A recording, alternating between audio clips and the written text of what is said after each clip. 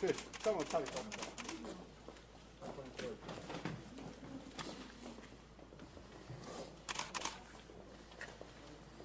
Samo je stavi gore i tu ostani kred nje.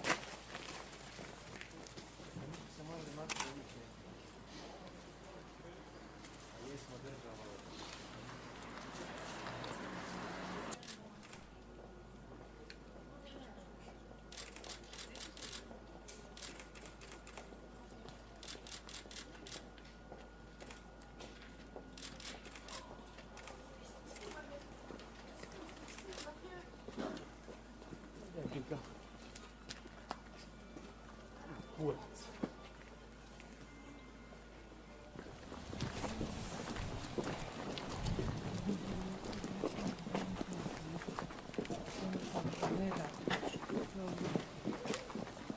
Gospođo Mirjana, oprosti, što su danas tražili ili jesu našli?